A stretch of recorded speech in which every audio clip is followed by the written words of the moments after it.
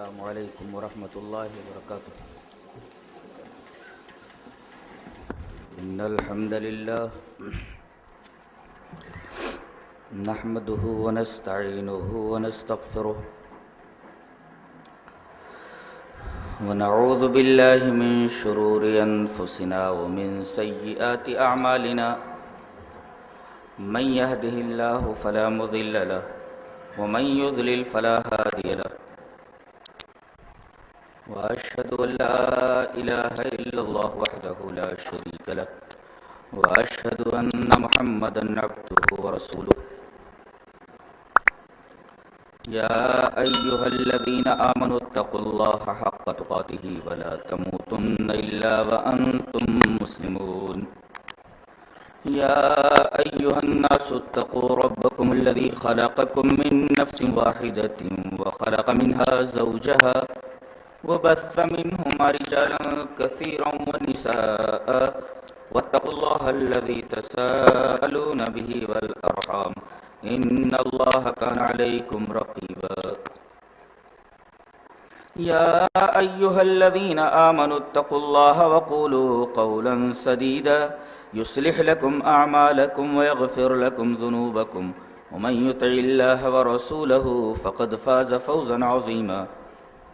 أما بعد فإن خير الحديث كتاب الله وخير الهدي هدي محمد صلى الله عليه وسلم وشر الأمور محدثاتها وكل محدثة بدعة وكل بدعة ضلالة الضلالة في النار. أعوذ بالله من الشيطان الرجيم بسم الله الرحمن الرحيم. ومن يبتغ غير الإسلام دينا فلن يقبل منه وهو في الآخرة من الخاسرين. محترم صدر اجلاس،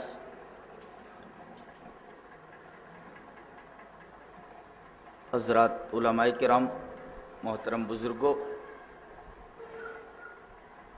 پریے ہندو بندھوؤں، پیارے بچوں، پردہ نشین ماں اور بہنوں،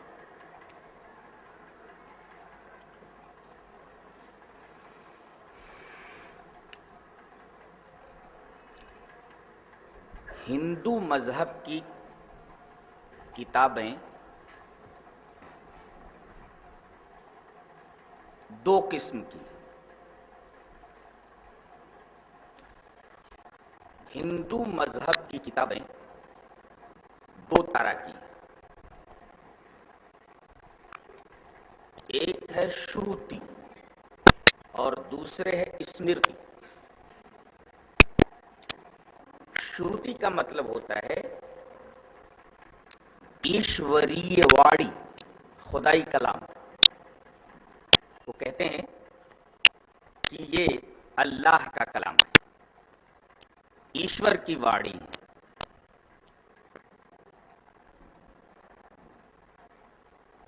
اس قسم میں دو طرح کی کتابیں ہیں. ایک ہے اپنشد اور ایک ہے وید.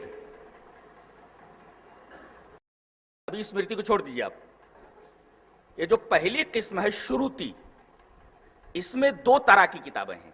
شروتی میں، جس کو ایشوریہ واڑی کہا جاتا ہے، خدائی کلام. ایک ہے اپنشد. اپنشد کی تعداد 108 ہے. اور دوسرے وید ہیں، اور ویدوں کی تعداد 4 ہے. اتھر وید، سام وید، یجر وید اور رگ وید. یہاں ایک بات اور ذہن نشین کر لیں کہ ہیں تو یہ 4 وید، مگر ان کی برانچز اور ان کی شاخائیں بہت ہی وسیع ہیں. مثلا اتھر وید کی 9 شاخائیں ہیں. It has 9 branches. تو اتھر وید کی 9 شاخائیں ہیں اور سام وید کی 1000 شاخائیں ہیں، جس سے ویدوں کی وسعت کا اندازہ ہوتا ہے۔ اتھر وید کے 9 برانچز، اتھر وید کی 9 شاخائیں، سام وید کی 1000 برانچز، 1000 شاخائیں، اور یجر وید کی 101 اور رگ وید کی 21۔ اس طرح ان چاروں ویدوں کی 1131 شاخائیں اور 1131 برانچز ہوئی۔ اس طرح ویدوں کا مطالعہ کرنا بہت ہی الجھن، بہت زیادہ وقت، تندہی اور جانفشانی کا تقاضا کرتا ہے۔ یہ تو معاملہ رہا شروتی کا۔ اسمرتی میں کئی قسم کی کتابیں ہیں۔ ایک تو ہے پران، پرانوں کی تعداد 18 ہے، پرانوں کی تعداد 18 ہے، جس میں مہابھوش پران ہے وغیرہ وغیرہ۔ تو ایک تو ہے پران جن کی تعداد 18 ہے، اور 2 ہسٹوریز ہیں، تاریخ، رامائن اور مہابھارت۔ ان کا تعلق ہسٹری سے، تاریخ سے۔ رامائن میں رام، سیتا اور لکشمن وغیرہ کے واقعات بیان کیے گئے، اور مہابھارت میں کورو اور پانڈو کی لڑائیوں کا رزمیہ بیان ہے۔ اور اسی مہابھارت کا ایک حصہ بھگوت گیتا ہے، جو ہندو بھائیوں کے ہاں ایک مقدس کتاب سمجھی جاتی ہے۔ یہ در حقیقت مہابھارت ہی کا ایک حصہ ہے۔ ہمارے گرو ہیں بستی میں، ایڈوکیٹ ہیں وہ، انہوں نے ابھی مہابھارت کا منظوم ترجمہ کیا ہے، یعنی پوئٹری میں کیا ہے، جو ایک بہت بڑا کام ہے۔ تو اسمرتی میں پران ہیں جن کی تعداد 18 ہے، اور 2 اتہاس ہیں، رامائن اور مہابھارت۔ مہابھارت کا ایک حصہ بھگوت گیتا ہے، جو ہندو بھائیوں کے ہاں انتہائی مقدس کتاب مانی جاتی ہے۔ اس کے 18 چیپٹر ہیں، 18 ابواب ہیں، اور آخر میں چل کر کے یہ سمجھ لیں کہ ایک قانون کی کتاب ان کے ہاں ہے، جس کو منو اسمرتی کہتے ہیں۔ یہ تفصیل ہے جس کا تقریر میں آگے بڑھنے سے پہلے سامعین کو ذہن نشین کرنا ضروری تھا۔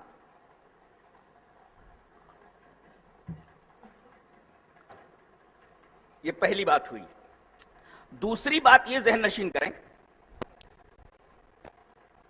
کہ اگر دھرم نہ ہو تو اس سے 2 پریشانیاں پیدا ہوتی ہیں۔ میں یہ بتانا چاہتا ہوں کہ انسانوں کے لیے دھرم کتنا ضروری ہے، اور کبھی بھی ادھرمی کو، ناستک کو اچھی نگاہ سے دنیا کے کسی انسان نے نہیں دیکھا ہے۔ تو دھرم انسان کے لیے بہت ضروری ہے۔ اگر دھرم نہ ہو تو 2 طریقے کی خرابیاں پیدا ہوتی ہیں۔ ایک تو عقیدے کی خرابی۔ اگر عقیدے کی خرابی پیدا ہو جائے تو آدمی یہ نہیں سمجھ پائے گا کہ میرا پیدا کرنے والا کون ہے اور میرے پیدا کیے جانے کا مقصد کیا ہے۔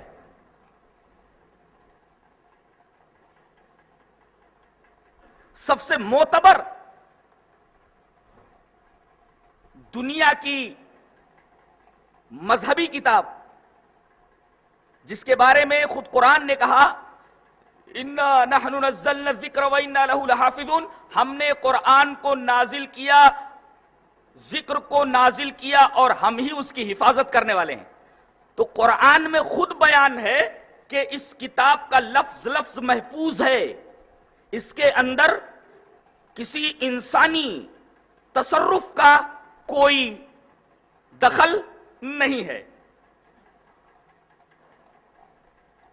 اس میں بتایا گیا ہے کہ وَمَا خَلَقْتُ الْجِنَّ وَالْإِنسَ إِلَّا لِيَعْبُدُونَ، میں نے جنوں کو اور انسانوں کو اپنی عبادت کے لیے پیدا کیا ہے. اس آیت کریمہ سے دو باتیں معلوم ہیں کہ انسانوں کا ایک پیدا کرنے والا ہے اور جو پیدا کرے وہی عبادت کے لائق ہوتا ہے. ایسا نہیں ہو سکتا کہ پیدا کرنے والا کوئی اور ہو اور عبادت کے لائق کوئی اور ہو. سمجھ نہیں سکتا.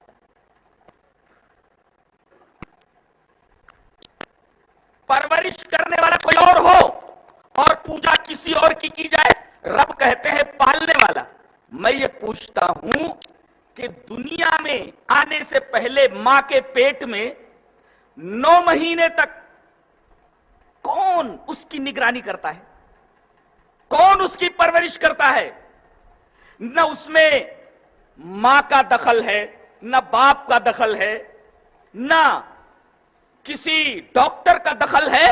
آخر ماں کے پیٹ میں بچے کی نگرانی کون کرتا ہے، اس کی حفاظت کون کرتا ہے؟ وہی ہے جو تمام انسانوں کا بنانے والا ہے. اور اس پرورش کرنے کو ربوبیت کہتے ہیں اور پرورش کرنے والے کو رب کہتے ہیں. قرآن حکیم میں بتایا گیا اذ نسویکم برب العالمین. کیا رب العالمین کے برابر کسی کو کیا جا سکتا ہے؟ رب العالمین کے برابر کوئی ہو ہی نہیں سکتا ہے. تمہاری دیکھ بھال کوئی کرے، حفاظت کوئی کرے، قدم قدم پر تمہاری فیسلٹیز کا لحاظ کوئی کرے، اور پوجا اور ارچنا کسی اور کی ہو، یہ سب سے بڑی مورکھتا اور سب سے بڑی جہالت.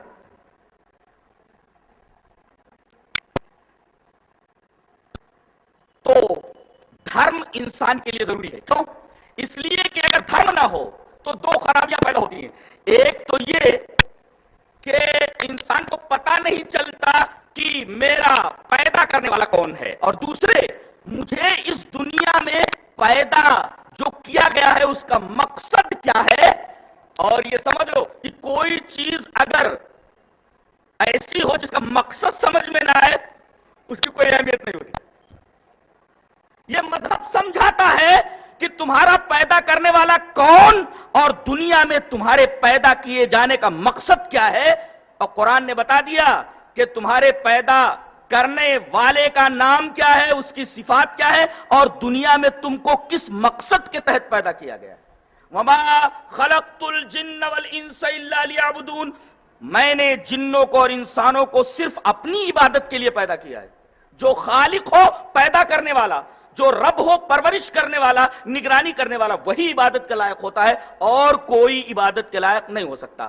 تو دھرم سے ایک پرابلم تو یہ سالو ہوا کہ ہمیں اپنے پیدا کرنے والے کا گیان ہوا، علم ہوا، اور دوسرے ہمیں اس بات کا بھی گیان ہوا کہ ہمارے برپا کیے جانے کا، دنیا میں بھیجے جانے کا، پیدا کیے جانے کا مقصد کیا ہے. ورنہ ہمیں ہمارا مقصد سمجھ میں نہیں آتا. اچھا،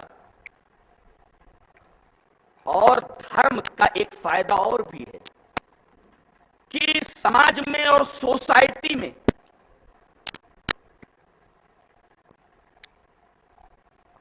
قباحتیں، شناعتیں، برائیاں نہیں پھیلتی. اگر دھرم نہ ہو، لوگ ادھرمی بن جائے تو سماج پر کیا اثر پڑتا ہے. آئیے بھگوت گیتا کا ایک منتر آپ کے سامنے پڑھوں. اس سے پہلے کہ میں بتاؤں کہ سنسکرت کیا ہے. سنسکرت ایک انتہائی پیچیدہ اور جٹل زبان ہے. 1.5 سال سے میں اس کا ویاکرن پڑھ رہا ہوں. ویاکرن مینس گرامر. اور الحمدللہ اس سلسلے میں کئی پنڈت، خاص طور سے میرے گرو کہہ لیجئے یا خصوصی گائیڈنس کرنے والے ڈاکٹر کوشل کشور مشر اور ایک خاتون ہیں ڈاکٹر ریتا، ان دونوں نے سنسکرت زبان اور اس کی گہرائیوں کو گرہن کرنے کے لیے میرا کافی تعاون کیا.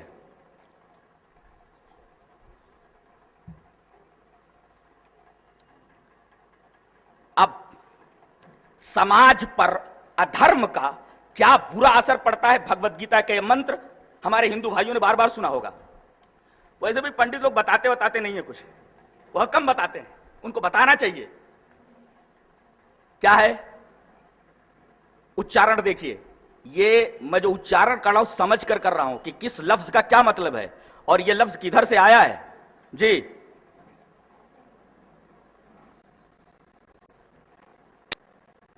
मंत्र सुने। अधर्मा विभवात कृष्ण परदुष्यन्ति कुलस्त्रियः स्त्रीषु दुष्टासु वार्ष्णे जायते वर्ण संकरा। ये उसका सही उच्चारण है। धर्म माने मजहब, अधर्म का माना ला मजहब, जहां धर्म ना हो। तो अधर्म के बढ़ जाने से, जैसे भू माने होना, भू माने होना, जैसे भवति भवता भवंत, भवसि भवसा भवत, भवसि भवता भवत, भवामि भवाव भवामा। तो विभवात जब कहेंगे तो बहुत ज्यादा बढ़ जाने से, ये कौन सी विभक्ति है? 1 2 3 4 5, ये पंचमी विभक्ति है। जैसे कहा जाए रामात, राम से, हिमालयात, हिमालय से, बिलात, बिल से, बलात, ताकत से। तो अधर्मा विभवात, अधर्म के बढ़ जाने से, ऐ कृष्ण परदुष्यन्ति कुल स्त्रियां, अच्छे खानदान की औरतें प्रदूषित हो जाती हैं, बिगड़ जाती हैं। और स्त्रीषु दुष्टासु वार्ष्णे जायते वर्ण संकरा। और अगर औरतों के अंदर बुराई आ जाए तो पूरा का पूरा कुल प्रदूषित हो जाता है, नाश हो जाता है और वर्ण संकरा हो जाता है। वर्ण संकरा माने नस्ल मिल जाती है, जिसको बास्टर्ड होना बोलते हैं। जी, मखलूत हो जाता है, मिल जाता है, नस्ल का मामला, यानी नसब खराब हो जाता है। और एक जुमले में इसको याद रखें कि अगर एक मर्द बिगड़ता है तो एक फर्द बिगड़ता है, और एक औरत बिगड़ जाए तो पूरी नस्ल बिगड़ जाती है। ये बात ज्ञान की बहुत ही शानदार बात कही गई है भगवत गीता में। मंत्र फिर से पढ़ता हूं। अधर्म विभवात कृष्ण परदुष्यन्ति कुलस्त्रियः स्त्रीषु दुष्टासु वार्ष्णे जायते वर्ण संकरा। जायते माने पैदा होना, पैदा हो जाता, वर्ण संकरा पैदा हो जाता। तो अधर्म के बढ़ जाने से समाज के ऊपर एक बुरा असर तो ये पड़ता है कि ये पता नहीं चलता कि कौन आदमी किस अच्छे खानदान का है और किस बुरे खानदान का है। बुराई और अच्छाई दोनों आपस में मिक्स हो जाती है, और अच्छे नसब का और बुरे नसब का फर्क करना, इम्तियाज करना मुश्किल हो जाता है। ये अधर्म का बुरा असर पड़ता है मुआशरे के ऊपर, समाज के ऊपर और सोसाइटी के ऊपर। अब एक सवाल मुस्लिम भाइयों से भी और हिंदू भाइयों से भी, क्या बताइए, इस दुनिया में तरक्की जो हुई है और दुनिया तरक्की के इस मकाम पर पहुंची है, उसकी वजह जानते हैं? चलिए बताइए। दुनिया तरक्की के इस मकाम पर पहुंची है, ये आसानियां, ये फैसिलिटीज, ये रोशनी, ये हवाओं के ऊपर उड़ना, ये मिनटों में हजारों मीलों का फासला तय कर लेना, ये किसकी देन है? इल्म की देन है, इल्म की। अगर इल्म ना आता तो क्या होता? हम अंधेरे में भटकते रहते। और जहालत इल्म का ऐन अपोजिट है। अगर आदमी जाहिल रहता तो दुनिया में इतनी तरक्की नहीं होती। दुनिया में जो भी तरक्की हुई है वो इल्म की वजह से हुई है, और जहालत अगर रहती तो तरक्की नहीं होती। और इस जहालत का एक और बुरा असर पड़ता कि इस जहालत की वजह से आदमी इस تاریکی اور اندھیارے کی وجہ سے آدمی اپنے خالق کو نہیں پہچان پاتا کہ میرا خالق کون ہے, پیدا کرنے والا کون ہے. ظاہر ہے کہ انسان کو یہ جاننے کے لیے کہ میرا پیدا کرنے والا کون ہے, میں کس کے سامنے سر جھکاؤں, علم کا ہونا ضروری ہے. اگر علم نہ ہو تو آدمی سمجھ ہی نہیں سکتا کہ میں کیا کروں, کس کی پوجا کروں, میرا پیدا کرنے والا کون. اور علم اگر نہ ہوتا تو دنیا میں ترقی نہ ہوتی. اور اسی وجہ سے بھگوت گیتا کے اندر اللہ کے علاوہ کسی اور کی پوجا کرنے والے کو جاہل کہا گیا ہے. جاہل. منتر پڑھوں.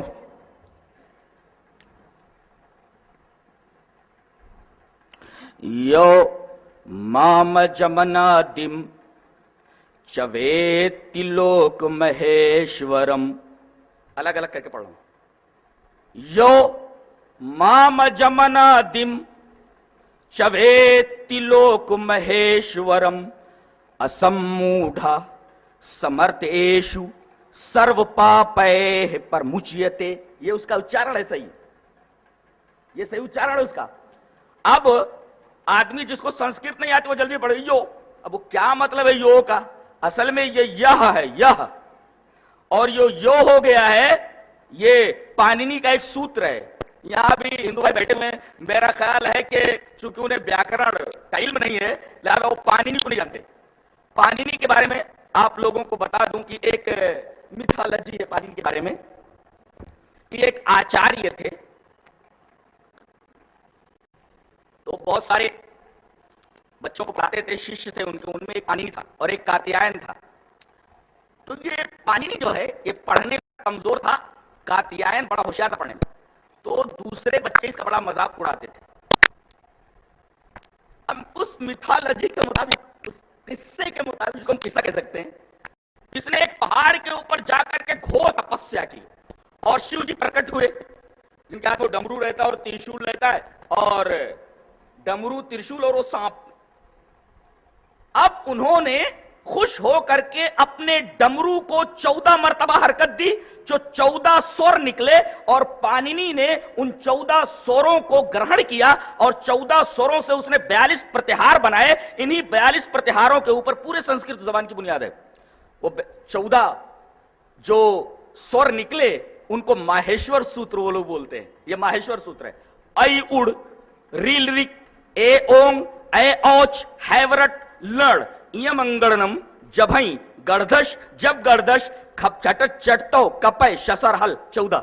ان 14 جن کو ماہیشور سوتر کہتے ہیں, اور ہر ڈمرو کی آواز, ہر ڈمرو کے گھمانے پر جو آواز نکلتی تھی, جو دھونی نکلتی تھی, جو سور نکلتا تھا, اس سے پانینی نے یہ 14 آوازیں گرہن کی اور اس نے 42 پرتہار بنائے. اور کاتیاین نے اس کی ویاکھیا کی. اگر آپ کو جاننا ہو پانینی کے سوتروں کو اور اس کی ویاکھیا کو تو ڈاکٹر دھرانند شاستری کی کتاب لگھو سدھانت کومودی جو اس وقت میری اسٹڈی میں ہے وہ آپ دیکھ لیں, اور انتہائی عجیب و غریب زبان ہے. تو اب پانینی کے اس سوتر کے مطابق کہ یہ یو کیسے ہو گیا, ہشچا, یعنی اگر وسرگ کے بعد ہش, اگر آئے ہش سوتر آئے تو وہاں وسرگ او سے بدل جاتا ہے. یو برحال یو مام جمنادم چویتی لوک مہیشورم اسموڈھا سمرتیشو سرو پاپے پرمچیتے. اب یو مانے جو, یہ عجیب و غریب زبان ہے حضرت, کہ صرف جو کی حالت 27 + 27 + 27 = 81 غالباً 81. جو کا معنی یہ, یو, یہ, ایم, یو, یان, این یابھیام یہ, یسم یابھیام یبے, یسمات یابھیام یبے, یس یہ یو ایشام, یسمن یہ یو ایشو. یہ خالی پلنگ کا ہوا. تو یہ مانے جو, تو جو مجھ کو, اب دیکھیں, جو مجھ کو, مام مانے مجھ کو, اہم مام ما میا مہم میں مت مم میں مئی, تو گویا کہ مام مانے مجھ کو, تو جو مجھ کو اجم یعنی اجنما, جو مجھ کو اجنما, ویتی, ود مانے جاننا, اسی سے ودیا ہے جاننا, ویتی یہ بھوتی کی طرح ہے, بھوت مانے ہوتا ہے, یہ ورتمان کال ہے, ویتی. تو جو مجھ کو اجنما جانتا ہے اور انادی جانتا ہے. یہ عجیب و غریب بات ہے کہ جو یہ عقیدہ رکھتا ہے میرے بارے میں, جو بلیف رکھتا ہے رکھتا ہے اور عقیدہ رکھتا ہے, یقین رکھتا ہے کہ میرا جنم نہیں ہوا ہے, میں عجم ہوں, میرا جنم نہیں ہوا ہے, اور انادی میں ہمیشہ سے ہوں, چپر بھورے چامانے. اور یہ عجیب و غریب زبان ہے کہ اس میں جو کنجکشن ہوتا ہے وہ بعد میں آتا ہے.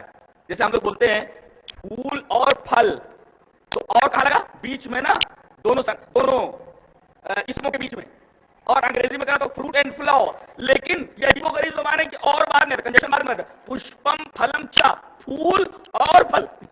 تو جو مجھ کو اجنما جانتا ہے, جو یہ عقیدہ رکھتا ہے کہ میں پیدا نہیں ہوا, جو بات قل وہ عہد میں کہی گئی ہے. اللہ تبارک تعالیٰ نے ارشاد فرمایا, بسم اللہ الرحمن الرحیم, قل هو اللہ احد اللہ الصمد لم یلد ولم یولد ولم یکن له کفوا احد. وہ کسی سے پیدا نہیں ہوا. ارے جو پیدا ہو وہ عبادت کے لائق کیسے ہو سکتا ہے؟ عبادت کے لائق وہی ہو سکتا ہے جو اجنما ہو, عجم ہو, جو پیدا نہ ہوا ہو. تو اس منتر کے اندر یہ بتایا گیا, اس شلوک کے اندر, کہ جو مجھ کو اجنما جانتا ہے, بلیف رکھتا ہے کہ میرا جنم نہیں ہوا ہے, اور انادی ہوں, میں ہمیشہ سے ہوں, میری کوئی بگننگ نہیں ہے, میرا کوئی اینڈ نہیں ہے, میں ہمیشہ سے ہوں, ہمیشہ رہوں. انادی مانے ہمیشہ سے, اور پربھو مانے ہمیشہ رہوں گا, لا زوال, انمٹ. تو جو میرے بارے میں یہ بلیف رکھے کہ میں پیدا نہیں ہوا, میں ہمیشہ سے ہوں, ہمیشہ رہوں گا, تو اسموڈھا, تو وہ آدمی عقل مند ہے. یہ سموڈ کا معنی ہوتا ہے جاہل, اور اسموڈ معنی عقل مند. اس کا مطلب یہ ہوا کہ جو مجھ کو جانتا ہے کہ میں پیدا نہیں ہوا اور میں ہمیشہ سے ہوں, ہمیشہ رہوں گا, یہ عقیدہ رکھے, تو وہ عالم ہے, وہ عقل مند ہے, اسموڈ ہے.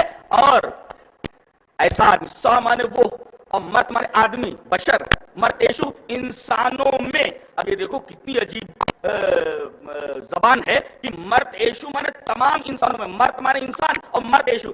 جیسے راما راما راما رامم راما راما رامے راما بھیام رامے رامائے راما بھیام رامے رامت راما بھیام رامے رامس رامے راما رام رامے رامے رامیشو, تمام راموں میں. تو مرد ایشو سامنے وہ تمام انسانوں میں سب سے زیادہ عقل مند ہے, اور سرو پاپے پرمچیتے, اس عقیدہ رکھنے کی وجہ سے اس کے سارے گناہ معاف ہو جائیں گے. اسی کو کہتے ہیں عقیدہ توحید.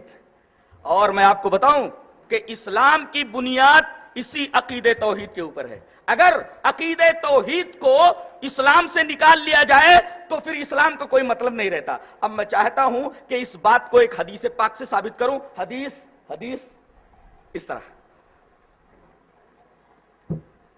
وعن ابن عمر رضی اللہ تعالی عنہما قال قال رسول اللہ صلی اللہ علیہ وسلم بنی الاسلام علی خمس شہادت اللہ الہ الا اللہ وان محمد رسول اللہ واقام الصلاۃ وایتاء الزکاۃ والحج وصوم رمضان رواه البخاری فی کتاب الایمان. حضرت امام بخاری اس حدیث پاک کو اسی کتاب الایمان میں لائے, جیسا کہ معلوم ہوا راوی حضرت عبداللہ ابن عمر رضی اللہ تعالیٰ عنہ ہے. میں پوری روایت پڑھ دی ہے.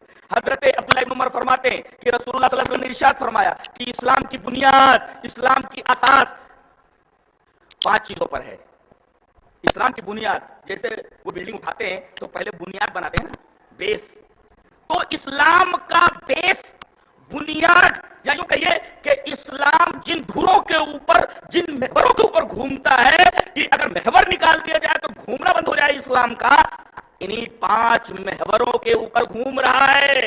اور یہی 5 بنیادیں ہیں. پہلی بنیاد شہادت اللہ الہ الا اللہ, اس بات کی گواہی کہ اللہ کے علاوہ کوئی عبادت کے لائق نہیں ہے, کوئی عبادت کے لائق نہیں ہے. یہ پہلا بیس ہے. اور یہ ہمیں تعلیم دیتا ہے کہ ہم اللہ ہی کے سامنے سر جھکائیں.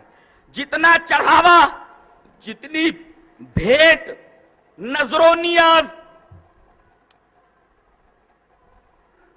دل کی عبادت, بدن کی عبادت, مال کی عبادت, ساری عبادتیں اللہ کے لیے خاص ہیں. اور اگر ایسا آدمی کرتا ہے تو اس کے سارے گناہ معاف کر دیے جائیں گے. اسی کا نام توحید ہے. سارے گناہ معاف کر دیے جائیں گے. جی چاہتا ہے کہ میں ایک حدیث آپ کے سامنے پیش کروں. حدیث اس طرح. وان ابی ذر الغفاری رضی اللہ تعالی عنہ قال قال رسول اللہ صلی اللہ علیہ وسلم یقول اللہ عز وجل یا ابن آدم لو عملت قراب الارض خطایا ولم تشرک بی شیئا جعلت لك قراب الارض مغفرتا. رواہ احمد فی مسند. حضرت امام احمد بن حنبل رحمہ اللہ اس پوری حدیث کو مسند احمد میں ایسے ہی لائے اور راوی مشہور صحابی حضرت ابو ذر غفاری ہیں. حضرت ابو ذر غفاری فرماتے ہیں کہ رسول اللہ صلی اللہ علیہ وسلم نے ارشاد فرمایا کہ اللہ فرماتا ہے, اللہ کیا فرماتا ہے کہ اے آدم کی اولاد, اے دنیا کے تمام انسانوں, اگر تم زمین بھر کر گناہ کر کے میرے پاس آؤ اور اس طرح مجھ سے ملو کہ تم شرک کر کے نہیں آئے ہو, دوسرے کے سامنے سجدہ کر کے نہیں آئے ہو, تو تم زمین بھر کر گناہ لے کر کے آؤ گے تو میں زمین بھر کر مغفرت لے کر کے آؤں گا, بخشش لے کر کے آؤں گا. یہ ہے توحید کی برکت. اے آدم کی اولاد, حدیث قدسی ہے. جتنے بھی انسان ہیں اس وقت جو مذہبوں میں بٹے ہوئے ہیں, مسلکوں میں بٹے ہوئے ہیں, خاندانوں میں بٹے ہوئے ہیں, نسبوں میں بٹے ہوئے ہیں, حسبوں میں بٹے ہوئے ہیں, سب سے کہا جا رہا ہے اے آدم کی اولاد, ہندو, مسلمان, عیسائی, سکھ, سارے لوگوں سے کہا گیا کہ اے آدم کی اولاد, اگر تم زمین بھر کر بھی گناہ کر کے آؤ مگر مجھ سے اس حال میں ملو کہ تم نے میرے علاوہ کسی کی عبادت نہیں کی, سر نہیں جھکایا کسی اور کے سامنے, شرک نہیں کیا, کسی اور کی پوجا نہیں کی میرے علاوہ, تو تم زمین بھر کر گناہ لے کر کے آؤ گے, زمین بھر کر میں بخشش لے کر کے آؤں گا. اور یہی بات اس منتر میں کہی گئی ہے, سرو پاپے پرمچیتے. یہ پیسیو وائس ہے, جیسے کہا جائے اہم پستکم پٹھامی, میں پستک پڑھتا ہوں, اور یہ کہا جائے میرے ذریعے پستک پڑھی جاتی ہے, میا پستکم پٹھیتے. یہ ہے قاعدہ, یہ گرامر ہے. میں کہوں اہم پستکم پٹھامی, میں کتاب پڑھتا ہوں, اور یہ کہا جائے میرے دوارا کتاب پڑھی جاتی ہے, تو میا پستکم پٹھیتے, میرے ذریعے کتاب پڑھی جاتی ہے, تو سرو پاپے پرمچیتے, تو سارے گناہ اللہ کے دوارا معاف کر دیے جائیں گے, مجھ کر دیے جائیں گے. یہ مطلب اس کا پیسیو وائس ہے. تو سارے گناہ معاف ہو گئے. اور دوسرے یہ خوشخبری سنائی گئی اس شلوک کے اندر کہ میری توحید کا ماننے والا اصل موڈھا سمرتیشو, وہ انسان تمام انسانوں میں سب سے زیادہ عقل مند ہے اور عالم. اس کا مطلب جو اللہ کو چھوڑ کر کے کسی اور کی پوجا کرتا ہے وہ انتہا درجے کا مورکھ ہے اور بے عقل آدمی ہے. سم موڈ ہے, سم موڈ نہیں ہو سکتا, سم موڈ ہے, وہ عقل مند نہیں ہے, وہ ایک دم مورکھ قسم کا آدمی ہے. یہ بات اس منتر میں کہی گئی ہے. جی چاہتا ہے کہ یہ بات جو میں نے کہی کہ ہر قسم کی عبادت, رکوع کرنا, سجدہ کرنا, نظر و نیاز کرنا, بھیٹ چڑھانا, قربانی کرنا, دل کی عبادت, بدن کی عبادت, جسم کی عبادت, مال کی عبادت, سب کی سب اللہ کے لیے ہونی چاہیے. ہم لوگ نماز میں بیٹھتے ہیں تو ایک دعا پڑھتے ہیں, التحیات للہ والصلوات والطیبات.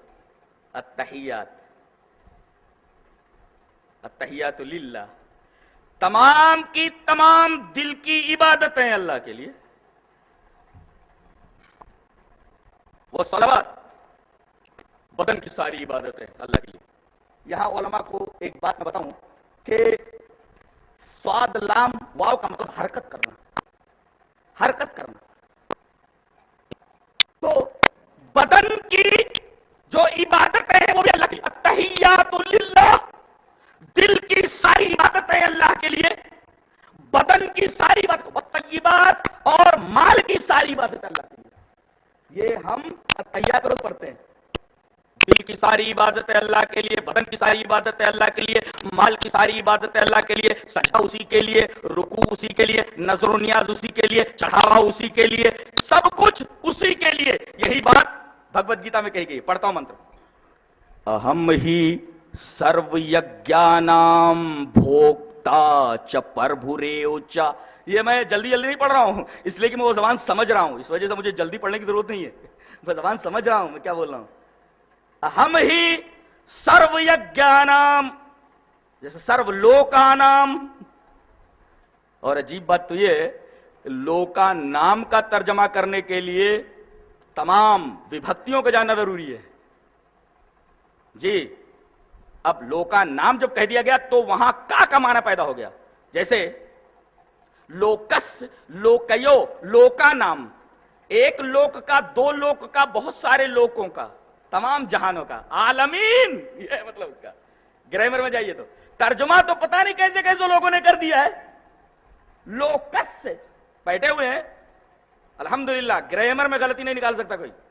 لوکس, لوکیو, لوکا نام, ایک عالم کا, دو عالم کا, اور لوکا نام تمام عالموں کا. تمام عالم عالمین کے معنی میں, عالمین عربی میں عالم کی جمع, اور لوکا نام لوک کی جمع, اور تمام لوگوں کا. اب اتنا سمجھ آ گیا. اب منتر سنیے. اہم ہی سرو یجنام, یجنام بھوکتا چپربھریو چ نہ تمام ابھی جاننتی تتوینا تشیونتی. یہ بھگوت گیتا کا منتر ہے. اب ہم آپ کو سمجھائیں, بہت ہی پیاری بات کہی گئی ہے, اتنی اچھی کہی گئی ہے بات کہ داد دینے کو جی چاہتا ہے. کہتے ہیں ہی مانے ہوتا ہے ہی, یہ چھوٹی ای یعنی ہا کے پہلے ای, ہی مانے بیکوز, اس وجہ سے کہ, بیکوز اس وجہ سے کہ, اس لیے کہ اہم میں ہی, اہم ہی سرو مانے سب, یجنام عبادتوں کا, یہ مطلب ہوا. جیسے لوکس لوک کا, لوکیو دو لوکوں کا, اور لوکا نام بہت سارے لوگوں کا, تمام لوگوں کا. تو ایسے سرو یجنام تمام عبادتوں کا بھوکتا مستحق میں ہی ہوں. تمام یجوں کا, تمام عبادتوں کا مستحق بھوکتا میں ہی ہوں. پربھو بھی, تمہارا مالک بھی میں ہی ہوں. اچھا تو مجھے اپنا مالک سمجھو ایک چیز, اور جب میں تمام یجوں کا, عبادتوں کا میں ہی مستحق ہوں, میں ہی ڈیزرو کرتا ہوں, تو اب تمام عبادتیں میرے ہی لیے کرو. جو ایسا نہ کرے وہ بتایا گیا. نہ تمام ابھی جاننتی, جاننتی مانے جانتے, اور ابھی مانے اچھی طرح. تو یہ اپسرگ ہے, یہ اپسرگ کسے بولتے ہیں؟ ابھی, ابھی مانے اپسرگ, ابھی کہتے ہیں ابھی, یہ 22 اپسرگ ہیں ان میں سے ایک ہے ابھی. تو ابھی جاننتی, اور مام مانے مجھ کو, نہ تمام ابھی جاننتی, جو مجھے اچھی طرح نہیں جانتے. اشارہ اس بات کی طرف ہے کہ اللہ تبارک و تعالیٰ کو پہچاننے کے لیے اس کی صفات کا مطالعہ ضروری ہے, اور لوگوں میں جو گمراہی آئی ہے وہ اللہ کی صفات کو صحیح طریقے سے نہ سمجھنے کی وجہ سے. کتنی اچھی بات کہی ہے. نہ تمام ابھی جاننتی, جو لوگ مجھ کو اچھی طرح نہیں جانتے, یعنی میری صفات کو اچھی طریقے سے نہیں سمجھتے, نہیں جانتے, ان کا حال کیا ہے. بہت عجیب بات کہی ہے ایسے لوگوں کے بارے میں. تتوینا تشیونتی, چیون مانے گر جانا, چیونتی گر جاتے ہیں. کس سے؟ تتو سے. میں نے پنڈت جی سے پوچھا کہ تتو کا مطلب ہوتا ہے, بھائی ڈسٹرب مت کرو مجھے, اپنے اپنے موبائل آف کرو, جب تک میں بولوں تب تک کوئی بھی موبائل چالو مت رکھے. تو تتو کا مطلب ہوتا ہے عنصر, جز. میں نے پنڈت جی سے پوچھا, کوشل کشور صاحب سے, کہ یہاں اس منتر کو سمجھنے کے لیے مجھے تتو کا مطلب بتائیے. تو انہوں نے کہا کہ آپ کے ہاں کیا مانا جاتا ہے کہ آدمی 4 چیزوں سے بنا. میں نے کہا ہاں, حدیث وغیرہ کے اندر تو نہیں ہے. لوگ کہتے ہیں کیا کہ آدمی جو بنا ہوا ہے وہ آب, آتش, خاک, باد, مٹی, پانی, آگ, ہوا, ان سے بنا ہوا ہے. ان کو کہتے ہیں تتو. اب ان چاروں چیزوں سے انسان جب بنا ہے تو گویا کہ تتو سے یہ انسان تتو ہے. اب اگر وہ اللہ کو چھوڑ کر کے کسی اور کی عبادت کرتا ہے تو تتو سے گر جاتا ہے. تتو سے انسان بنا, گویا کہ اللہ کی عبادت چھوڑ کر کے کسی اور کی عبادت کرتا ہے تو وہ انسان انسانیت سے گر جاتا ہے. وہ انسان نہیں رہتا بلکہ وہ جانوروں کے درجے میں پہنچ جاتا ہے. یہی بات تو قرآن حکیم میں کہی گئی. افرأیت من اتخذ الہہ ہوا افانت تکون علیہ وکیلا انہم کالانعام بل ہم اضل. اللہ کو چھوڑ کر کے اپنے نفس کو معبود بنانے والے لوگ کیسے ہے؟ یہ جانوروں کی طرح ہیں، بلکہ جانور سے بھی گئے گزرے ہیں۔ وہی بات یہاں اس شلوک میں کہی گئی ہے کہ جو انسان اللہ کا یگ چھوڑ کر کے، اللہ کی عبادت چھوڑ کر کے کسی اور کی عبادت کرتا ہے وہ تتو سے گر جاتا ہے۔ تتو کا مطلب انسانیت سے گر جاتا ہے۔ مطلب یہ کہ انسان اگر انسانیت باقی رکھنا چاہتا ہے، انسان کی حد میں رہنا چاہتا ہے، انسان کے درجے میں رہنا چاہتا ہے، اس سے گر کر کے جانوروں کے درجے میں جانا نہیں چاہتا، تو ضروری ہے کہ وہ توحید کو مضبوطی سے پکڑے اور اللہ تبارک و تعالی ہی کو تمام عبادتوں کا مستحق سمجھے۔ یہ اس شلوک کا مفہوم ہے۔ پھر سے پڑھتا ہوں، اہم مانے میں، ہی مانے بیکاز، یہی اہم ہی سرو یجنام بھوکتا چ پربھریو چ نہ تمام ابھی جاننتی تتوینا تشیونتی۔ جو لوگ مجھے اچھی طرح نہیں جانتے، میری صفات کا صحیح طریقے سے مطالعہ نہیں کرتے اور اس کی وجہ سے وہ دوسروں کی پوجا ارچنا کرتے ہیں، در حقیقت ایسے لوگ انسان نہیں ہیں۔ انسان انسانیت سے گر جاتا ہے اور وہ جانور نہیں بلکہ جانور سے بھی بدتر ہو جاتا ہے۔ کیسے؟ کم سے کم جانور تو اپنے مالک کو پہچانتا ہے نا۔ ابھی کتے کو ایک روٹی دے دو، آپ کا دروازہ نہیں چھوڑے گا اور کہیں بھی رہے اپنے مالک کے اوپر نہیں بھونکے گا، اپنے مالک کو پہچانتا ہے۔ انسان اگر اللہ کو چھوڑ کر کے کسی دوسرے کی عبادت کرنے لگے تو وہ اس کتے سے بھی بدتر ہو گیا۔ کم سے کم وہ اپنے مالک کو تو پہچانتا ہے، اس نے اپنے پیدا کرنے والے کو نہیں سمجھا کہ میرا پیدا کرنے والا کون ہے۔ تتوے نا تشیونتی، وہ تتو سے گر جاتا ہے، انسانی سے گر جاتا ہے اور جانوروں کی کیٹیگری میں داخل ہو جاتا ہے۔ یہ مطلب ہے گیتا کے اس شلوک کا۔ ایک کتاب ہے ادب کی عربی میں، نفحۃ الیمن، مطالعہ کرو اس کا، نفحۃ الیمن فیما یزول بذکر الشجن، بہت بہترین کتاب ہے عربی ادب کی، اس کا مطالعہ آپ کے لیے مفید ہوگا۔ اس میں ایک واقعہ نقل کیا گیا ہے کہ ایک پادری ایک پہاڑ کے اوپر کٹیا بنا کر کے رہتا تھا۔ بس ایک واقعہ ہے، حدیث اور قرآن میں نہیں ہے۔ میں ایک واقعے سے اس بات کو آپ کے ذہن کے قریب لانا چاہتا ہوں کہ اللہ کی عبادت اور اللہ کو پہچاننا کتنی بڑی بات ہے۔ تو غور سے سننا ہے نا، وہ پادری پہاڑ کی چوٹی پر کٹیا بنا کر رہتا تھا اور اس کے لیے 3 روٹی صبح آتی تھی جس کو وہ 3 وقتوں میں کھا لیتا تھا، صبح دوپہر شام، اور آرام سے اللہ کی عبادت کرتا تھا۔ اور ایک بات جان لو، جو یہ دعویٰ کرے کہ میں اللہ سے محبت کرتا ہوں، آزمائش شروع ہو جاتی ہے۔ یہ قرآن حکیم نے کہا کہ ہم آزماتے ہیں۔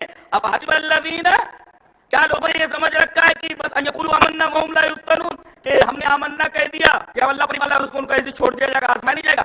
وَلَقَدْ فَتَنَّا الَّذِينَ مِن قَبْلِهِمْ فَلَيَعْلَمَنَّ اللَّهُ الَّذِينَ صَدَقُوا وَلَيَعْلَمَنَّ الْكَاذِبِينَ۔ اگر آپ نے کہہ دیا کہ میں مسلمان ہوں، آزمائش شروع۔ اب آپ کو آزمائش کی بھٹیوں سے گزرنا ہے۔ یہ اللہ آزماتا کاہے کو ہے؟ آزماتا کاہے کو ہے؟ اس لیے کہ بتایا گیا فَلَيَعْلَمَنَّ اللَّهُ الَّذِينَ صَدَقُوا وَلَيَعْلَمَنَّ الْكَاذِبِينَ، تاکہ اللہ یہ جان لے کہ اپنے دعوے ایمان میں سچا کون ہے اور جھوٹا کون ہے۔ فَلَيَعْلَمَنَّ اللَّهُ الَّذِينَ صَدَقُوا وَلَيَعْلَمَنَّ الْكَاذِبِينَ، تاکہ اس آزمانے کے ذریعے اللہ یہ جان لے کہ جھوٹا کون ہے اور سچا کون ہے۔ وہ کہتے ہیں نا، لیلا کے بہت سارے عاشق مجنو بنے لائن میں کھڑے تھے، کہا کہ سچا مجنو کون ہے اور یہ جھوٹا مجنو کون ہے، آزمانے کے لیے کیا کیا جائے؟ کہا گیا آزمانے کے لیے کٹورا لے لو اور ایک چاقو دے دو، کہہ دو جس کو لیلا سے محبت ہے وہ اپنا خون دے۔ سارے مجنو چھٹنے لگے وہاں سے۔ جو حقیقی مجنو تھا اس نے چاقو لیا اور کٹورا لیا اور اپنی نس کاٹ ڈالی اور خون سے پورا کٹورا بھر دیا۔ کہا کہ یہی صحیح عاشق ہے، یہی در حقیقت مجنو ہے۔ تو جب آدمی یہ دعویٰ کرے کہ میں اللہ سے محبت کرتا ہوں تو آزمائش شروع، اور آزمائش کا مقصد قرآن نے بتایا تاکہ لوگ جان لیں کہ کون اپنے دعوے ایمان میں صادق ہے اور کون کاذب ہے۔ فَلَيَعْلَمَنَّ اللَّهُ الَّذِينَ صَدَقُوا وَلَيَعْلَمَنَّ الْكَاذِبِينَ۔ اس آزمائش کے ذریعے یہ خط امتیاز کھنچ جائے کہ کون لوگ ہیں جو صدق کے پلیٹ فارم پر ہیں، کون لوگ ہیں جو کذب کے پلیٹ فارم پر، صادق کون کاذب کون. اب یہ بیچارہ 3 روٹی آتی تھی، صبح ایک کھا لیتا تھا، دوپہر کو کھا لیتا تھا، شام کو مار دیتا تھا. اللہ نے آزمانا شروع کیا کہ میرا یہ بندہ میرے اوپر کتنا یقین رکھتا ہے اور مجھ سے کتنی محبت کرتا ہے. ایک روز روٹی نہیں آئی، وہ تلاش کر رہا ہے کہ وہاں جہاں روٹی آیا کرتی تھی وہ روٹی تو آئی نہیں، آج 3 روٹیاں نہیں ہیں. کہا کہ ٹھیک ہے تھوڑی دیر میں آ جائے گی. دوپہر ہو گئی روٹیاں نہیں آئی، شام ہو گئی روٹیاں نہیں آئیں. بھوک سے بےتاب ہو گیا اور فوراً پہاڑی سے اتر کر کے جو بستی تھی اس بستی میں آ کر کے ایک دروازے کو کھٹکھٹایا. صاحب خانہ نکلا، پوچھا ارے حضرت آپ ہمیں بلا لیا ہوتا، کس غرض سے آئے؟ کہا کہ بھوکا ہوں، کچھ کھانے کو دے دو.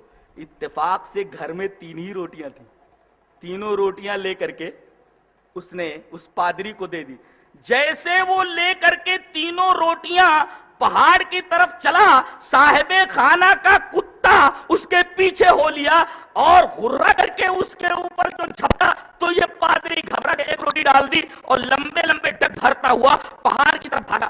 کتے نے جلدی سے وہ پہلی روٹی کھا کر کے پھر پادری کا پیچھا کیا اور اس کے قریب پہنچ کر کے غرہ کر کے جھپٹنے والا تھا کہ پادری نے پھر گھبرا کر کے دوسری روٹی ڈال دی. کتا دوسری روٹی کھانے میں مشغول ہو گیا. اب یہ پہاڑ کے دامن میں پہنچ گیا تھا، اب پہاڑ پر چڑھنے والا تھا کہ کتا جھپٹ کر کے پھر غرہ کر کے اس کے اوپر لپکا. گھبرا کر کے پادری نے تیسری روٹی بھی ڈال دی.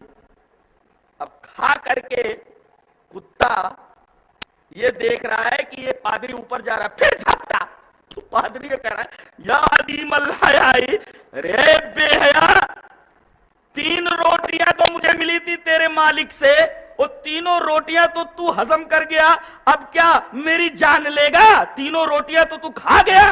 اے بے حیا. کتے کو اللہ نے زبان دی، کتے نے کہا بے حیا میں نہیں، بے حیا تو ہے. میں اپنے مالک کے در پر 3 دن تک 4 دن تک بھوکا رہتا ہوں. اگر میرا مالک مجھے کچھ نہیں دیتا تو میں اس کا در چھوڑ کر کے کسی اور در کے اوپر نہیں جاتا. ایک دن تیری روٹی بند ہو گئی تو اللہ کا آستہ، اللہ کا در چھوڑ کر کے تو غیروں کی در پہ آ گیا. بے حیا میں نہیں، بے حیا تو ہے.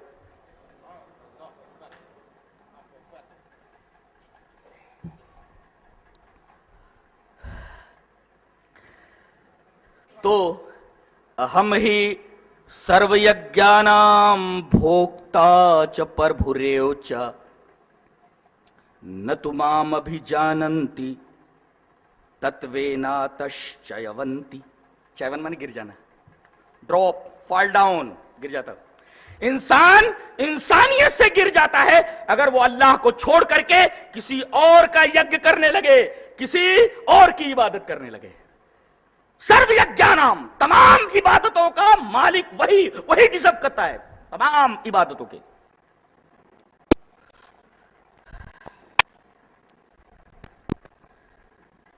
کون نہیں چاہتا کہ جس نے مجھے پیدا کیا ہے وہ مجھ سے محبت کرے؟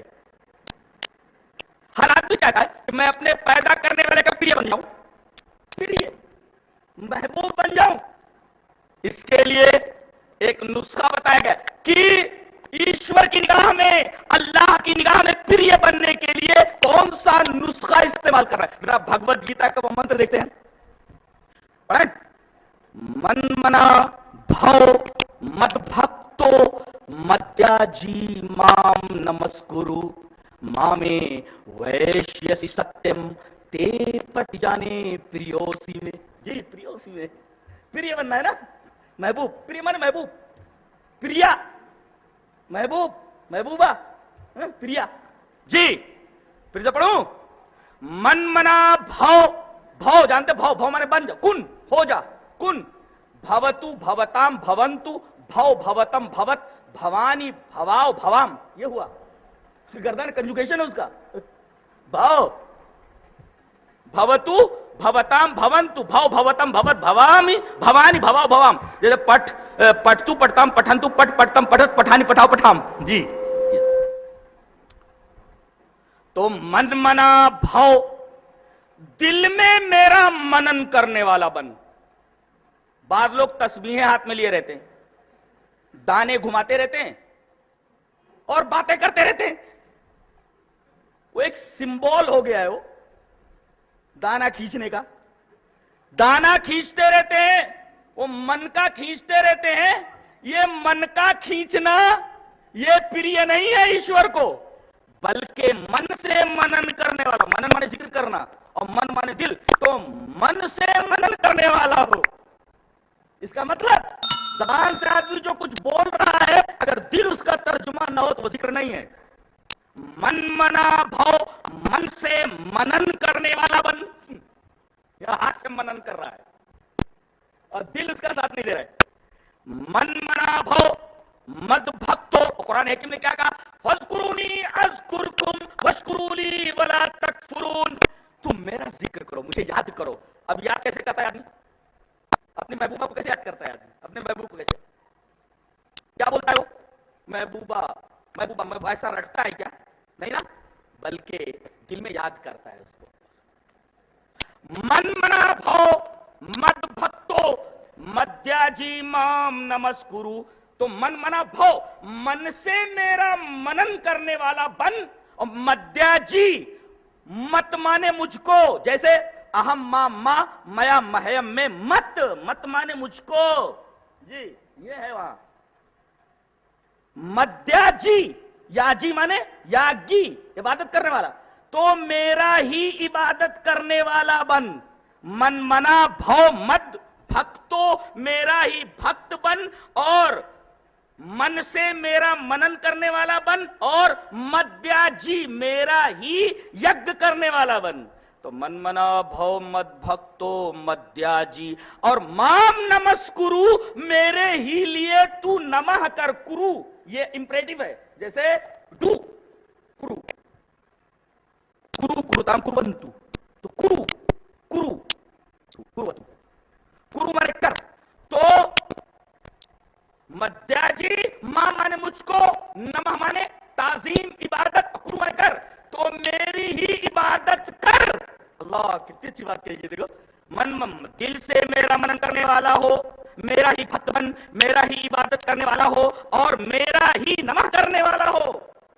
جی مام نمہ کرو، نمسکرو.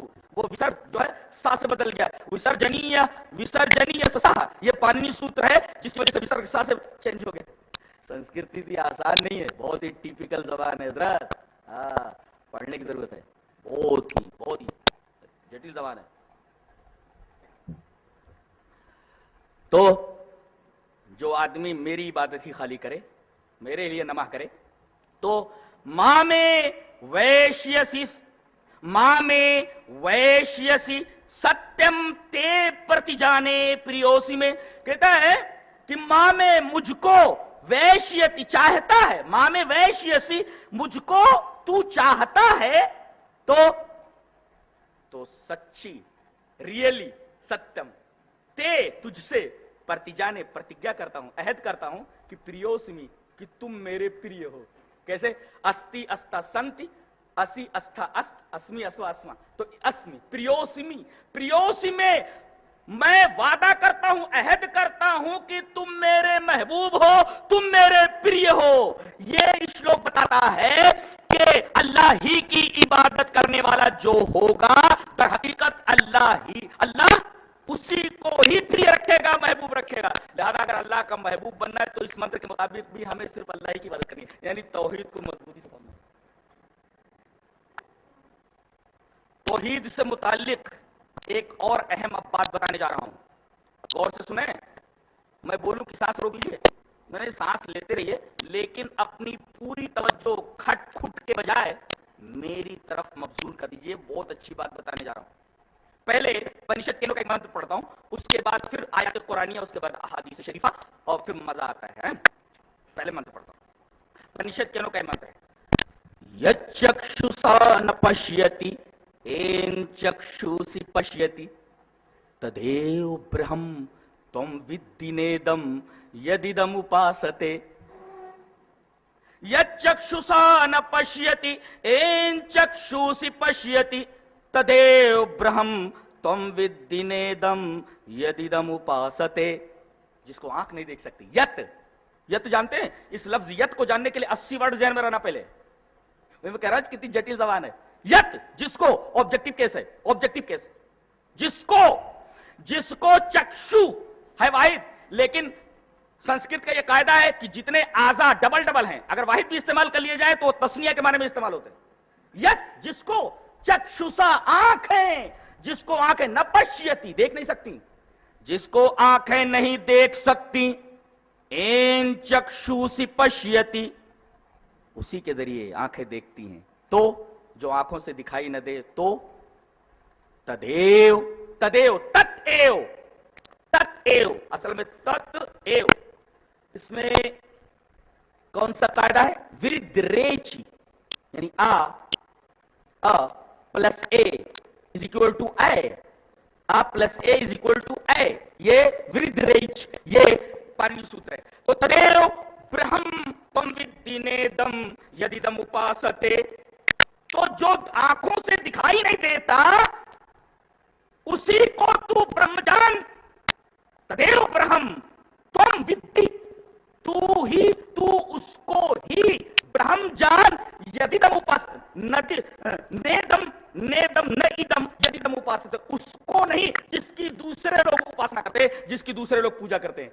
गोया जो आंखों से दिखाई न दे वही इबादत का मुस्तहिक है। इस श्लोक में कहा गया। अब आयत करीमा देखिए, जब तक आदमी मरता नहीं तब तक अल्लाह तबारक व तआला दिखाई नहीं देता। कब दिखाई देता है, कैसे दिखाई देता है?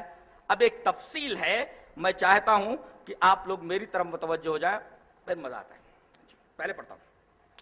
वलम्मा जाअ मूसा लिमीकातिना व कल्लमहु रब्बुहु क़ाल रब्बि अरिनी अंजुर इलैक क़ाल लन तरानी वलाकिन इंजुर इलल जबल फ़इन इस्तक़र्र मकानहु फसौफ़ तरानी फलम्मा तजल्ला रब्बुहु लिल जबल जअलहु दक्कन व ख़र्र मूसा सइक़ा फलम्मा अफ़ाक़ क़ाल सुब्हानक तुब्तु इलैका व अना अव्वलुल मोमिनीन। हजरत मूसा अलैहिस्सलाम को अल्लाह तबारक व तआला ने मीकात पर बुलाया। मीकात means appointed time, मीकात means appointed time, लिमीकातिना the time and place appointed by us, लिमीकातिना, हमने जो वक्त दिया था, जो जगह बताया था, वहां पर मूसा को बुलाया। वलम्मा जाअ मूसा लिमीकातिना, मूसा अलैहिस्सलाम जब आए हमारे मुतय्यन टाइम के ऊपर, जिस टाइम पर हमने बुलाया था मुतय्यन जगह पर, लिमीकातिना, the time and place appointed by us, वहां पहुंचे वो। कल्लमहु रब्बु, तो आवाज आती है कि ऐ मूसा, मैं तेरा रब, रब्बुल आलमीन, तुमसे हम कलाम हूं, मैं तुझसे बात कर रहा हूं। अल्लाह, और अल्लाह पूछ रहा है, उम्मा तिल कभी यमीन के या मूसा, मूसा ये तुम्हारे दाहिने हाथ में क्या है? उम्मा तिल कभी यमीन के या मूसा, अल्लाह पूछ रहा है, आवाज आ रही है कि ऐ मूसा तुम्हारे दाहिने हाथ में क्या है? तो इनको बोल देना चाहिए इट इज माई स्टिक, बस। काला हिया आसाय, ये मेरी लाठी, बोल देना। अब क्या बोल रहे हैं? काला हिया आसाय अतवक्कउ अलैहा व अहुश्शु बिहा अला गनमी वलिय फीहा मआरिब उखरा, ये मेरी लाठी है, इससे मैं टेक लगाता हूं, इससे मैं अपनी बकरियों के लिए पत्ते झाड़ता हूं, कुछ और भी काम इसके जरिए, क्या जरूरत है इतना लंबा करने की?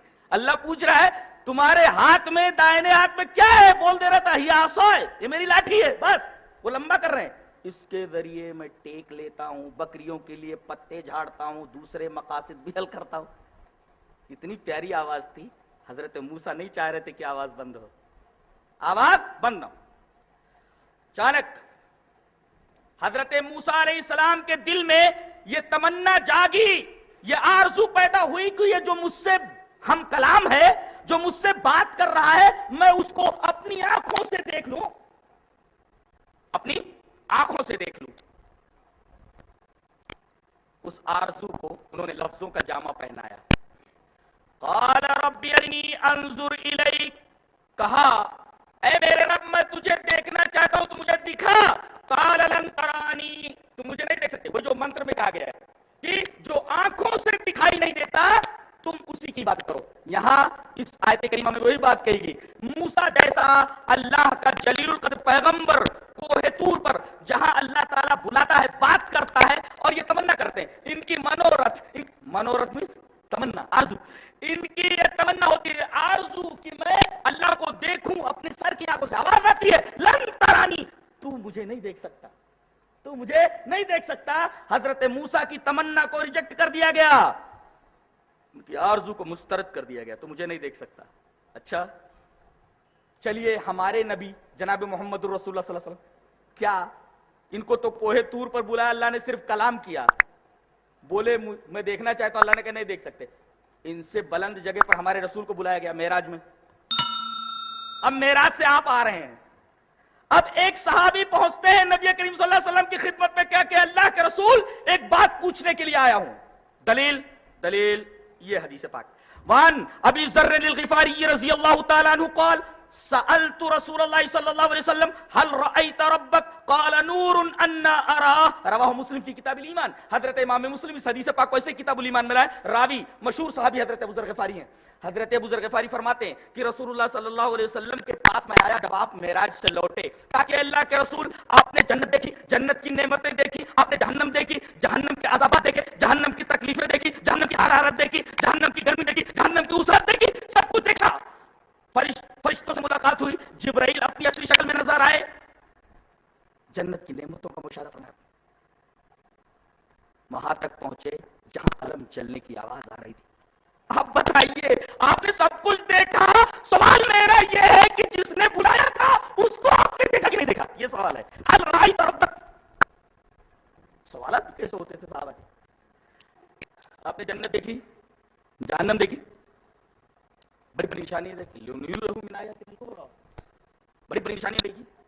اب سوال میں یہ کر رہا ہوں کہ جس نے بلایا تھا اس کو آپ نے دیکھا کہ نہیں دیکھا. حل رأیت ربک, did you see your lord, کیا آپ نے اپنے لارڈ کو, رب کو دیکھا؟ آپ نے فرمایا قال, آپ نے فرمایا نور انا ارا, تو نور ہے, میں بھلا کہاں دیکھ پاؤں گا, میں کہاں دیکھ سکتا ہوں. نبی کریم صلی اللہ علیہ وسلم نے ابو ذر غفاری کے جواب میں فرمایا کہ میں نے نور دیکھا ہے, اللہ تبارک و تعالیٰ کا دیدار نہیں کیا, تو نور ہے, میں کہاں دیکھ سکتا ہوں, میں نہیں دیکھ سکتا. گویا اتنی بلندی پر بلائے جانے کے بعد بھی اللہ تبارک و تعالیٰ نے اپنا دیدار نبی کو نہیں کرایا. جس طرح موسیٰ سے کوہ طور پر بات کی, ایسے ہی وہاں بھی نبی سے بات چیت ہوئی, اللہ نے اپنا دیدار نہیں کرایا. یہ تو مسلم شریف کی روایت کتاب الایمان کی ہے. اب جی چاہتا ہے میں بخاری کی روایت آپ کے سامنے پیش کر دوں. روایت دلیل اس طرح, وان عائشہ رضی اللہ تعالی عنہا قالت من حدثك ان محمدا راى ربه فقد كذب وهو يقول لا تدرك الابصار ومن حدثك انه يعلم الغيب فقد كذب وهو يقول لا يعلم الغيب الا الله. رواه البخاری فی کتاب التوحید. حضرت امام بخاری اس حدیث پاک کو کتاب التوحید میں لا رہے ہیں. اس کا مطلب یہ جو مسئلہ بیان کرے, اس کا تعلق, اس کا ریلیشن ڈائریکٹ توحید سے ہے. جو مسئلہ بیان کرے کیا بیان کیا گیا ہے, آئیے دیکھتے ہیں اس حدیث کو. حضرت عائشہ صدیقہ کائنات نبی کریم صلی اللہ علیہ وسلم کی زوج مطہرہ فرماتی ہیں کہ جو تم سے یہ کہے کہ محمد صلی اللہ علیہ وسلم نے اپنی آنکھوں سے دیدار کیا ہے اللہ کا, وہ جھوٹ بولتا ہے, اس لیے کہ قرآن کی آیت اس کے خلاف ہے. وہ قرآن حکیم سے استشہاد کرتی ہیں. لا تدرکہ الابصار وہو یدرک الابصار, اس کو آنکھیں نہیں دیکھ سکتی. کیا بات ہے, کیا بات ہے. یچکشسا ن پشیتی این چکشوسی پشیتی تدیو برہم تم ودی نیدم یدیدم اپاستے.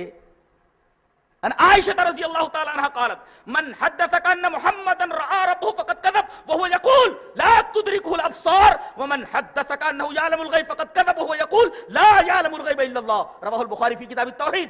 حضرت عائشہ فرماتی ہیں کہ جو تم سے یہ کہے کہ محمد صلی اللہ علیہ وسلم نے اپنے رب کو اپنی آنکھوں سے دیکھا, وہ جھوٹ بولتا ہے, اس لیے کہ اس آیت کریمہ کے خلاف یہ بات ہے کہ اسے آنکھیں نہیں دیکھ سکتی. اور جو تم سے یہ کہے کہ اللہ کے رسول کو غیب کا علم تھا, وہ بھی جھوٹ بولتا ہے, اس لیے کہ یہ بات اس آیت کریمہ کے خلاف ہے کہ لا یعلم الغیب الا اللہ, اللہ کے علاوہ کوئی غیب کا علم نہیں رکھتا. کیا بات ہے, سبحان اللہ. گویا کہ اللہ کو دیکھنا یہ ڈائریکٹ توحید سے متعلق ہے, کوئی اس کو دیکھ نہیں سکتا. اچھا, خواب میں کیا اللہ کے رسول نے دنیا میں خواب میں دیکھا ہے اللہ کو؟ ہاں, دیکھا ہے خواب میں دیکھا ہے، لیکن خواب میں دلیل یہ حدیث پاک. وان خالد ابن لجلاج، ایسا نام ہے دیکھو، لجلاج نام ہے. وان خالد ابن لجلاج، زبان جو قال انت اعلم یا ربی، قال فوضع کفه بین کتفی فوجدت بردها بین ثدیی فعلمت ما فی السماوات والارض وكذلك نری ابراہیم ملکوت السماوات والارض وليكون من الموقنین. رواه الدارمی فی باب فی رؤیت النبی صلی اللہ علیہ وسلم فی رؤیت اللہ تعالی فی المنام. امام دارمی باب قائم کرتے ہیں کہ اللہ کو دیکھنا خواب میں، رؤیت الرب فی النوم فی المنام، خواب میں اللہ کو دیکھنا. باپ باندھتے ہیں حضرت امام دارمی، اور یہ صحیح حدیث لا رہے ہیں کہ حضرت عبد الرحمن ابن عائش روایت کرتے ہیں، راوی کے کہتے ہیں کہ رسول اللہ صلی اللہ علیہ وسلم نے ارشاد فرمایا کہ میں نے خواب میں اپنے رب کو انتہائی خوبصورت شکل میں دیکھا. اللہ نے پوچھا میرے حبیب یہ بتاؤ کہ ملأ اعلیٰ کس چیز کے بارے میں بحث کر رہے ہیں؟ فیما یختصم الملأ الاعلیٰ. تو میں نے کہا انت اعلم یا ربی، اے میرے رب تو بھی اس کا علم رکھنے والا ہے. تو اللہ نے اپنے کف کو، ہاتھ کو میرے کندھے پر رکھا تو فوجدت بردھا بین ثدیی، میں نے اپنے دونوں چھاتیوں کے درمیان، سینے کے درمیان ٹھنڈک اس کی محسوس کی. اللہ.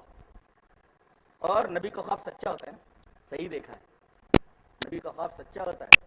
رأیت ربی فی احسن صورت، یہ نبی کی خصوصیت ہے، یہ نبی کی عظمت ہے، نبی کی عظمت ہے. خواب میں دیکھا. اور اس کے بعد فعلمت ما فی السماوات والارض، اس وقت جب تک یہ ہاتھ میرے کندھے پر رہا زمین اور آسمان کی ساری چیزوں کا مجھے علم ہو گیا اس وقت. اس کے بعد یہ آیت تلاوت ہوئی وَكَذَلِكَ نُورِي إِبْرَاهِيمَ مَلَكُوتَ السَّمَاوَاتِ وَالْأَرْضِ. دلیل دارمی کی یہ روایت کہ اللہ تبارک و تعالیٰ کو سر کی آنکھوں سے دیکھنا محال ہے، آدمی نہیں دیکھ سکتا مرنے سے پہلے. ہاں خواب میں دیکھ سکتا ہے، مرنے کے بعد جی ہاں دیکھے گا. دلیل یہ حدیث پاک. وان قیس ابن ابی حازم حدثنا جریر قال خرج علینا رسول اللہ صلی اللہ علیہ وسلم لیلۃ البدر فقال انکم سترون ربکم یوم القیامۃ کما ترون هذا لا تزامون فی رؤیتہ. رواہ البخاری فی کتاب التوحید. حضرت امام بخاری اس حدیث پاک کو اسے کتاب التوحید میں لائے. راوی قیس ابن ابی حازم ہے. وہ کہتے ہیں کہ جریر مشہور صحابی ہیں، جریر بن عبداللہ، وہ کہتے ہیں کہ نبی کریم صلی اللہ علیہ وسلم ایک دفعہ ہماری طرف نکلے، 14ویں کا چاند دکھ رہا ہے، رات ہے 14ویں کی، اور نبی کریم صلی اللہ علیہ وسلم تشریف لا رہے ہیں. آپ کا چہرہ خود چاند جیسا، بلکہ چاند جیسا نہیں. صحابی نے تو فیصلہ کیا کہ میرا نبی چاند سے بھی زیادہ خوبصورت ہے. ایسا ہے کہ جس سے محبت ہو جاتی ہے نا، سچ مچ وہ دنیا سے سب سے حسین ہی لگتا ہے. دنیا میں جیسا کوئی نہیں رہتا. یہ ایمان والا ہی بول سکتا ہے. نبی نکلے، ایک طرف چمکتا ہوا بدر کامل ہے، فل مون ہے، اور دوسری طرف جناب محمد رسول اللہ صلی اللہ علیہ وسلم کا چہرہ انور ہے. صاحب یہ فیصلہ کرتے ہیں کہ میرا نبی چاند سے بھی خوبصورت ہے. دل کے معاملہ بڑے عجیب ہوتے ہیں. دل بہت ہی عجیب غریب چیز ہوتا ہے. یہ سدھر جائے تو پورا معاملہ سدھر جاتا ہے. یہاں رک کر کے جی چاہتا ہے ایک حدیث پڑھ کر کے، ٹائم ہے نا بولتا جاؤں، جا بول دینا پہلے پھر رک جاؤں گا. پہلے حدیث پڑھ لیتے ہیں. وان عامر قال سمعت النعمان بشیر رضی اللہ تعالیٰ عنہ یقول سمعت رسول اللہ صلی اللہ علیہ وسلم یقول الحلال بین والحرام بین وبینهما مشتبہات لا یعلمها کثیر من الناس فمن اتقى المشتبهات استبرأ لدینه وعرضه ومن وقع في الشبهات كراعٍ يرعى حول الحمى يوشك ان يواقع الا وان لكل ملك حمى الا وان حمى الله في أرضه محارمه ألا وإن في الجسد مزغة إذا صلحت صلح الجسد كله وإذا فسدت فسد الجسد كله ألا وهي القلب. رواه البخاری في کتاب الایمان. حضرت امام بخاری اس حدیث پاک کو ایسے کتاب الایمان کے اندر لائے.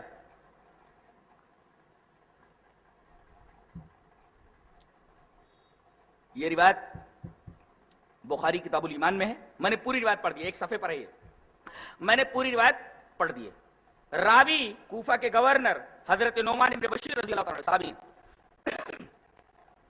فرماتے ہیں کہ رسول اللہ صلی اللہ علیہ وسلم کو میں نے بیان فرماتے سنا کہ حلال واضح ہے حرام واضح ہے، یہ حلال ہے حرام، لیکن بعض چیزوں کا پتہ نہیں چلتا یہ حلال ہے یا حرام ہے۔ بعض لوگ یہ سوال کرتے ہیں R M P RCM MWay فلاں دھندا یہ شیئر وہ شیئر، کئی تو ایسی الجھنے رہتی ہے دھندے میں کہ ایک مفتی سمجھ نہیں پاتا کہ اس پر ہلت کا حکم لگاؤ کہ حرمت کا۔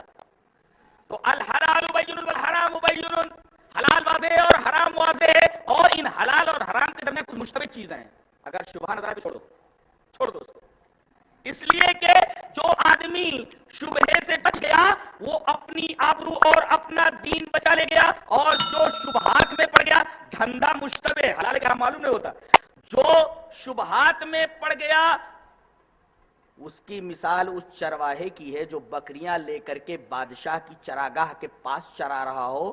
ظاہر ہے کہ چراگاہ کے قریب بکریوں کے لے جانے کا مطلب یہ ہے کہ کوئی بکری بادشاہ کی چراگاہ میں گھس جائے اور بادشاہ کی گرفت میں آ جائے یہ چرواہا۔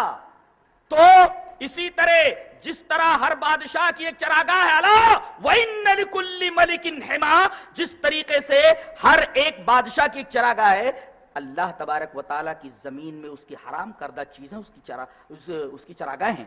تو آدمی کو چاہیے کہ اللہ کے حرام کردہ چیزوں کے قریب بھی مت جائے، نہیں تو ہو سکتا ہے کہ اس میں گر پڑے۔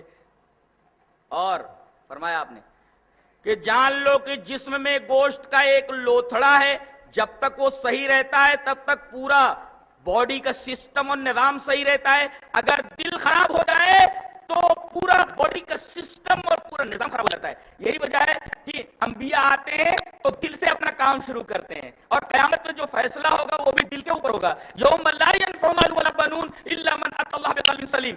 آج لوگ فیصلہ کرتے ہیں ظاہر دیکھ کر کے، یہ جبہ یہ قبہ یہ داڑھی اور یہ لباس یہ فلاں یہ چال یہ ڈھال یہ چال چلن یہ اطوار یہ اقدار یہ دیکھ کر کے فیصلہ کرتے ہیں، لیکن قیامت میں الا من اتى الله بقلب سلیم، فیصلہ دل کے اوپر ہوگا، اور یہ وہی فیصلہ کرے گا جو دلوں کے حال سے واقف ہے۔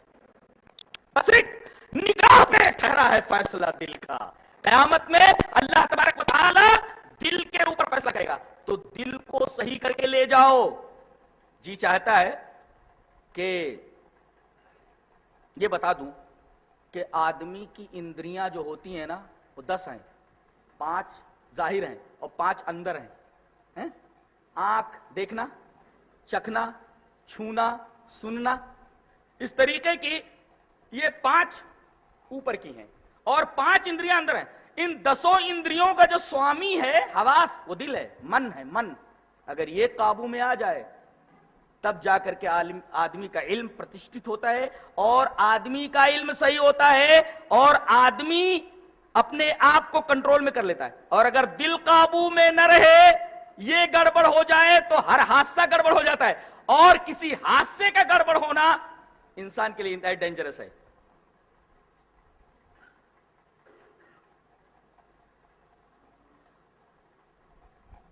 تو دل بڑی عجیب و غریب چیز ہے، وہ ایک طرف چاند کو دیکھ رہے ہیں، ایک طرف رسول کو۔ ایمان سے بھرا ہوا دل یہ فیصلہ کرتا ہے کہ میرا نبی چاند سے بھی زیادہ خوبصورت ہے۔ نبی نے چاند کی طرف اشارہ کر کے فرمایا، دیکھ رہے ہو نا، یہاں دیکھ رہے ہیں، کہا کہ ایسے ہی قیامت کو تم اپنے رب کو دیکھو گے، رب کا دیدار ہوگا، مرنے سے پہلے نہیں، مرنے سے پہلے نہیں۔ اور یہ بتاؤں کہ جنت میں ایسی ایسی نعمتیں ہیں کہ آدمی اس کا تصور بھی نہیں کر سکتا، لیکن ایک نعمت جب دیکھ لے گا جنتی تو ساری نعمتیں ہیچ ہو جائیں گی۔ دلیل اس طرح مان صہیب رضی اللہ تعالی عنہ عن النبی صلی اللہ علیہ وسلم قال اذا دخل اہل الجنت الجنت قال یقول اللہ تبارک و تعالی تريدون شيئا ازيدكم فيقولون الم تبيض وجوهنا الم تدخلنا الجنة وتنجنا من النار قال فيكشف الحجاب فما اوتوا شيئا احب من النظر الى ربهم عز وجل۔ रवाह मुस्लिम फी किताब ईमान। इमाम मुस्लिम इस हदीस पाक को ऐसे किताब ईमान में लाए और रावी हजरत सुहैब रूमी है। हजरत सुहैब फरमाते हैं कि रसूलुल्लाह सल्लल्लाहु अलैहि वसल्लम ने इरशाद फरमाया कि जब जन्नती जन्नत में चले जाएंगे तो अल्लाह तबारक व तआला उनसे कहेगा तुरीदून शैयन अज़ीदुकुम, कुछ और दूं? क्या सवाल है, देखो सवाल जन्नतियों से हो रहा है, तुरीदून शैयन अज़ीदुकुम, कुछ और चाहिए, और भी कुछ दूं, और कुछ चाहिए, ज्यादा करूं? अब जन्नती ये कहेंगे फयक़ूलून अलम तुबय्यिज़ उजूहना, ऐ हमारे रब क्या तूने हमारा चेहरा रोशन नहीं किया? अलम तुदखिलनल जन्ना, क्या तूने हमको जन्नत में नहीं दाखिल किया और तमाम नेमतें नहीं दी? वो तुनज्जिना मिनन नार, और जहन्नम से हमको नजात नहीं दी? ऐ अल्लाह अब क्या चाहिए? जन्नत की सारी नेमतें मिल गई है, अब क्या चाहिए? अल्लाह फरमाएगा एक चीज रह गई है, फयक्शिफुल हिजाब, पर्दा उठा देगा। और जब देखेंगे बारी ताला को बेनकाब, फमा ऊतू शैअन अहब्बा मिनन नजरी इला रब्बिहिम, तो जन्नत की सारी नेमतें दीदार इलाही के सामने हेज हो जाएगी। ये है जन्नत की सबसे बड़ी नेमत, अल्लाह तबारक व तआला का दीदार। अब कोशिश ये करो तौहीद के जरिए, एकेश्वरवाद के जरिए शिर्क से बच करके कि जन्नत में दाखिल हो और इस कायनात के बनाने वाले का अपनी आंखों से दीदार करो, और ये नेमत वही शख्स पा सकता है जो जन्नत में दाखिल हुआ। और जन्नत में सिर्फ तौहीद वाला दाखिल होगा, मुशरिक तो जन्नत के अंदर जा ही नहीं सकता है। अब सबसे बड़ी नेमत अगर अल्लाह ताला का दीदार करना है तो उसकी एक ही सूरत है, पहले तौहीद पकड़ो, शिर्क से बचो, अच्छे अमाल करो, अच्छे रास्ते पर चलो। और वो रास्ता